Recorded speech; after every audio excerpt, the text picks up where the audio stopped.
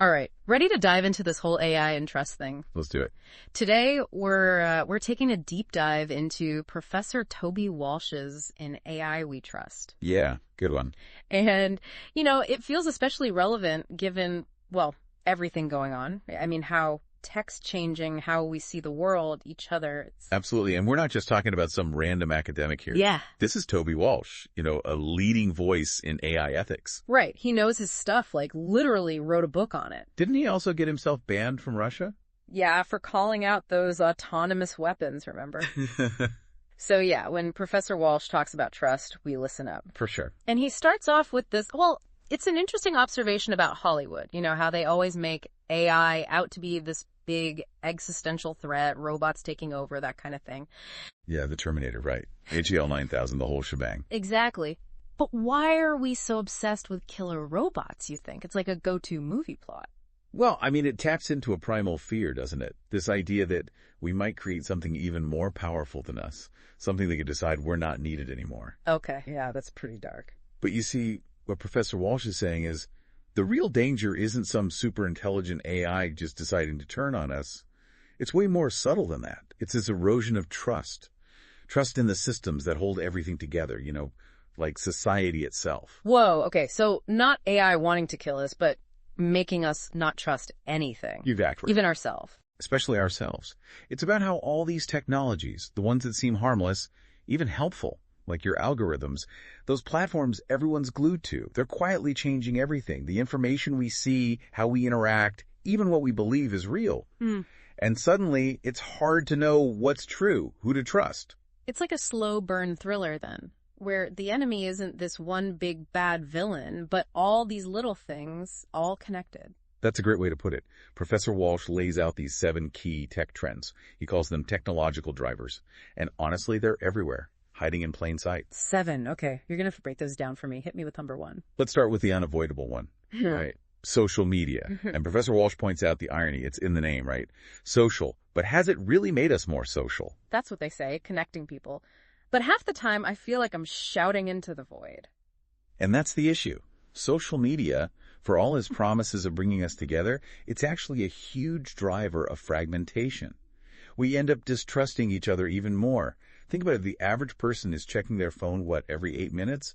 5 hours a day, easy, on these platforms? I don't even check the fridge that often. Right. And it's not just the time suck, it's what we're doing there. That's where we get our news, our entertainment.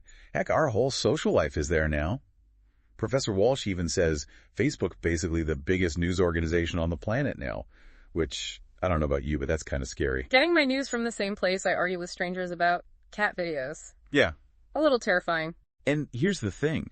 Those platforms, they're not neutral. They're built to keep you scrolling, clicking, engaged. Yeah. So you end up in these filter bubbles, seeing more of what you already agree with, whether it's true or not. Echo chambers. Exactly. And that leads right into the second driver, this whole death of broadcasting as we knew it. Now it's all personalized streaming. Okay, so we're spending all our time online, stuck in these echo chambers, right? Being fed exactly what we want to hear, whether it's true or not. And that's where things get really, that's where the danger is, this whole fragmented reality thing. That's how distrust takes root. Because nothing feels real anymore. Right. And that takes us to driver number 3, the rise of misinformation, deepfakes, all that. Ugh. Yeah, it's like we're living in some dystopian movie. Can't tell what's real anymore, can we? Professor Walsh quotes Timothy Snyder, on tyranny. He says, and it's chilling, to abandon facts is to abandon freedom. Wow. Think about it. If we can't even agree on the basic facts, always questioning each other, it's like, how can society even function? And it's not just those fake news articles anymore. Those deepfakes are getting scarily good. I read they've already been used in elections, like Argentina, even here. Exactly. And they work because we're hardwired to believe what we see, what we hear, even when we know better. Our brains kind of betray us that way. So we've got social media tearing us apart, these algorithms feeding us whatever keeps us hooked, and now deepfakes messing with our very senses. No wonder people don't trust institutions, experts, each other. And that leads us to the 4th driver, disdain for experts. When you're drowning in misinformation, who are you going to believe? Right, because why trust the experts when some random person online can make a deepfake that says the opposite? Or just, tell me what I already believe, but louder. It's like everyone's an expert now. Which means no one is. Professor Walsh called it the cult of ignorance, right? Yeah. Like, your opinion, no matter how crazy, is just as valid as someone who's, studied this their whole life. Terrifying, especially now. Climate change, this whole AI thing. We need experts more than ever. We do, but those platforms, the ones eroding trust, they're also the ones making it harder for those expert voices to even be heard. Because the loudest voices drown everyone else out. Exactly. And that brings us to driver number 5. The financial death, you could say, of journalism. Yeah, the whole media landscape thing. It's bleak, right? Professor Walsh argues that real journalism, the kind that hold power to account, it's being squeezed out by those tech giants, the Googles, the Facebooks. Because they control the money. They control everything. All those digital ads, remember? Professor Walsh, he says tech companies now get a whopping 90% of all digital ad spending. 90%. Seriously, no wonder newspapers are going extinct. And it gets worse. A lot of them, they put their content online for free, thinking they can compete. It's a race to the bottom they can't win. Brutal. And we need a strong press, right? To keep things honest. But that takes money. And the way things are set up now. It's tough. And it's not just about losing information. It's losing those shared spaces where we used to, come together, debate, figure things out. Professor Walsh's empty public square. Yes. We're so isolated in our own little bubbles, we've forgotten how to talk to each other, let alone trust each other. And that's the 6th driver, the shrinking public square. So we're losing journalism, stuck in our own little worlds, and yeah, that public square definitely feels empty these days. It's grim, yeah. But Professor Walsh, he reminds us that humans, we're good at working together, Cooperation, that's our thing. Right. If we can just get on the same page. Well, we need trust for that. And those shared spaces, that's where the 7th driver comes in, kind of the final blow. Okay, let's have it. What's the last nail in the coffin for trust? AI-powered surveillance. Knew we'd get there eventually. Surveillance. Whole other level of creepy, though, isn't it? It is. Professor Walsh, he uses China as an example, right? Facial recognition everywhere. They can track almost everyone in real time. No way. Seriously. They even call it Skynet, believe it or not. You're kidding. Straight out of a movie. It is, right.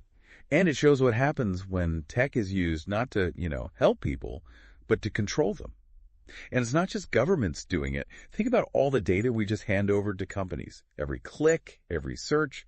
Professor Walsh calls it surveillance capitalism. Because we're the product, not the customer. Exactly. Even if we're not doing anything wrong, just the thought of being watched, it changes how we act. Makes you think twice about speaking your mind, huh? And that's the thing, that self-censorship. That eats away at a free society even faster. So, what do we do? This all sounds pretty hopeless, like we're drowning in distrust here. Yeah, it's a huge challenge. But Professor Walsh, he does offer some hope. Solutions. Both tech ones and just, like, how we live in this new world. Okay, give me some good news then. What can we actually do? Well, first off, we have to rethink our whole relationship with technology, right? Not just, ooh, shiny new gadget. More like, hold on, what does this thing actually do? Be more skeptical. Right. We need to demand better transparency, accountability from those companies. What about laws? Can't we make some rules about this stuff? Professor Walsh, he's all for stronger regulations. Data privacy, how content is moderated online, all that.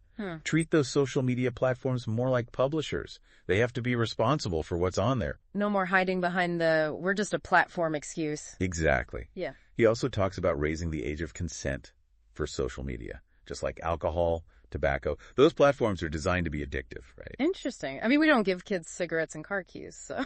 Right. And on the tech side, things like digital watermarking, blockchain, ways to know if something's real or fake. So fight fire with fire. We have to get better at verifying what we see online. Like that old saying, trust but verify. Exactly. And honestly, one of the most important things, supporting real journalism. Because even with all the tech in the world, we still need humans out there doing the real work. Absolutely. Holding power to account, you can't automate that. Professor Walsh, he's clear. A strong press that's essential for any democracy. So where does this leave us, the listeners? We've got our 7 drivers of distrust. What now? Professor Walsh, he says we got to be better digital citizens, more mindful, more critical. Can't just be passive, got to get involved. And understand what's at stake here. Our whole way of life, really. This has been a lot, but so insightful. Thank you. It's a conversation we need to keep having. Absolutely. Now, for everyone listening, think about this. If our digital world is all about what we each want to see, How do we make sure those big truths, the ones we need to trust each other, how do those survive? Something to think about. Thanks for joining us on this deep dive, and a huge thank you to Professor Toby Walsh for his work. We highly recommend you check out his full essay, In AI We Trust. We'll link it in the show notes. Until next time, stay curious, stay informed, and question everything.